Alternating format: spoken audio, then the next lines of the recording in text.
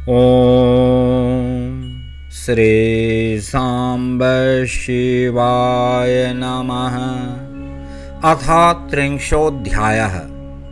30वां अध्याय। पार्वती के पिता के घर में आने पर महामहोत्सव का होना, महादेव जी का नट रूप धारण कर वहां उपस्थित होना तथा अनेक लीलाएं दिखाना, शिव द्वारा पार्वती की याचना, किंतु माता पिता के द्वारा मना करने पर अंतर्धान हो जाना। नारद जी बोले, हे विधे, हे तात, हे महाभाग, परमार्थ के ज्ञाता आप धन्य हैं। आपकी कृपा से मैंने यह अद्भुत कथा सुनी। जब शिवजी कैलाश चले गए तब सर्वमंगला पार्वती ने क्या किया और वे पुनः कहाँ गईं? हे महामते, मुझसे कहिए। ब्रह्मा जी बोले, हे तात, हर के अपने स्थान चले जाने के बाद जो कुछ हुआ उसे प्रेम पूर्वक सुनो। मैं शिवजी का स्मरण कर उसे कह रहा हूँ। पार्वती अपना रूप सार्थक कर महादेव शब्द का उच्चारण करती हुई पिता के घर अपनी सखियों के साथ गईं। पार्वती के आगमन का समाचार सुनते ही मेना तथा हिमालय दिव्य विमान पर चढ़कर हर्ष से विह्वल हो उनकी अगवानी के लिए चले। उस समय पुरोहित, पुरवासी, अनेक सखियां तथा अन्य दूसरे सब संबंधी आए। मैनाक आदि सभी भाई महाप्रसन्न हो जय शब्द का उच्चारण करने लगे। चंदन, अगरू, कस्तूरी फल तथा वृक्ष की शाखाओं से युक्त राजमार्ग को अपूर्व सजावट से संपन्न कर स्थान स्थान पर मंगल घट स्थापित कराया गया। सारा राजमार्ग पुरोहित, ब्राह्मण, ब्रह्मवेत्ता, मुनियों, नर्तकियों एवं बड़े बड़े गजेंद्रों से खचाखच भर गया। जगह जगह पर केले के खंभे लगाए गए और चारों ओर पति पुत्रवती स्त्रियां हाथ में दीपक लिए हुए खड़ी हो गईं। ब्राह्मणों का समूह मंगल पाठ पूर्वक वेदों का उद्घोष कर रहा था। अनेक प्रकार के वाद्य तथा शंख की ध्वनि हो रही थी। इसी बीच दुर्गा देवी अपने नगर के समीप आईं और प्रवेश करते ही उन्होंने सर्वप्रथम अपने माता पिता का पुनः दर्शन किया। उन काली को देखकर माता पिता हर्ष से विह्वल हो प्रसन्नता से दौड़ पड़े। पुनः पार्वती ने भी उनको देखकर सखियों सहित उन्हें प्रणाम किया।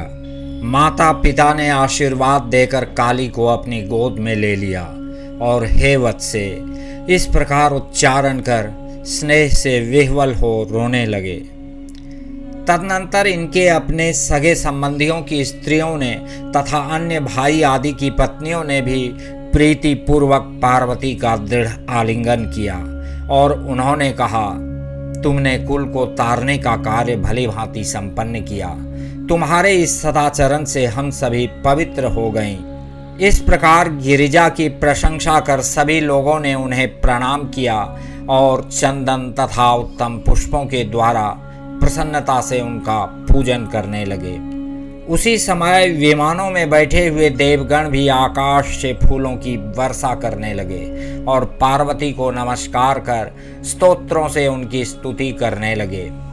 उसके बाद ब्राह्मण आदि प्रसन्नता पूर्वक अनेक प्रकार की शोभा से सुसज्जित रथ में पार्वती को बैठाकर नगर में ले गए और ब्राह्मण, पुरोहित, स्त्रियों तथा सखियों ने बड़े प्रेम के साथ आदर पूर्वक उनको घर में प्रवेश कराया। स्त्रियां मंगलाचार करने लगीं और ब्राह्मण आशीर्वाद देने लगे। हे मुनीश्वर, उस समय माता मेनका तथा पिता हिमवान को अत्यंत प्रसन्नता हुई। उन्होंने गृहस्थाश्रम को सफल माना और कहा कि कुपुत्र की अपेक्षा पुत्री ही अच्छी होती है। तदनंतर वे हिमालय आप नारद को भी साधुवाद देते हुए प्रशंसा करने लगे। पर्वतराज हिमालय ने ब्राह्मणों एवं बंदी जनों को बहुत सा धन दिया और ब्राह्मणों द्वारा मंगल पाठ कराया, बहुत बड़ा उत्सव किया। हे मुने, इस प्रकार प्रसन्न हुए माता पिता, भाई तथा सभी संबंधीगण पार्वती के साथ आंगन में बैठे। हे तात, तत्पश्चात हिमालय परम प्रसन्न हो सभी संबंधियों का प्रेम पूर्वक सम्मान कर गंगा स्नान को गए।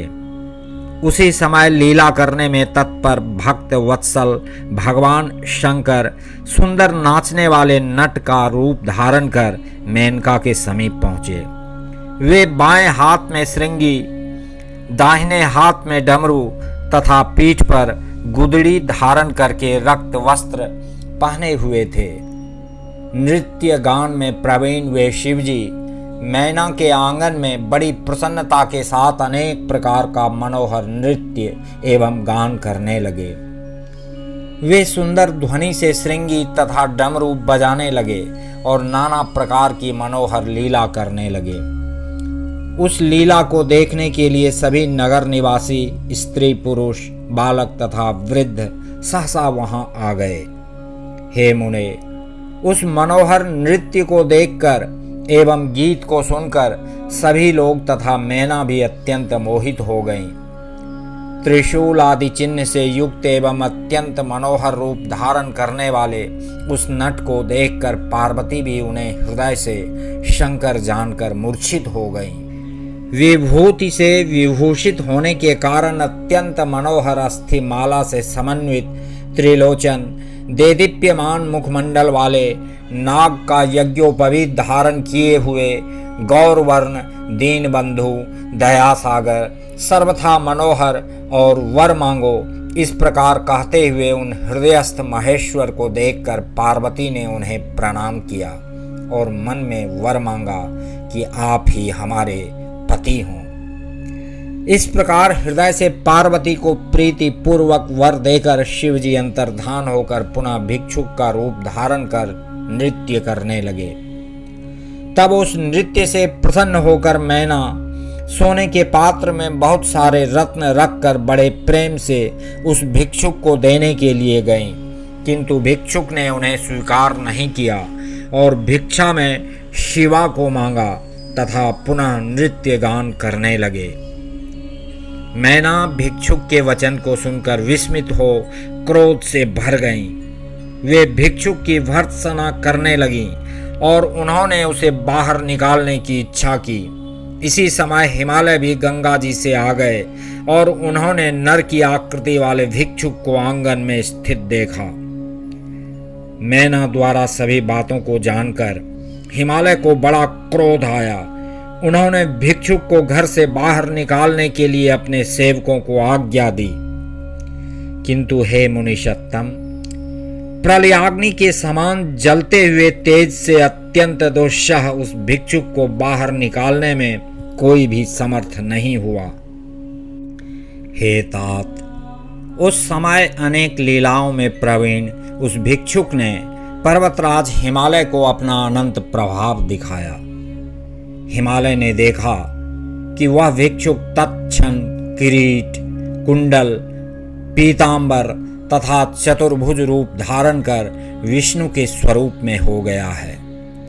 विष्णु पूजा के लिए उन्होंने जो जो पुष्पादि अर्पण किए थे, वह सभी पूजोपहार की सामग्री विष्णु रूपधारी इन भिक्षुक के सिर एवं गले में पड़ी हुई उन्होंने देखी।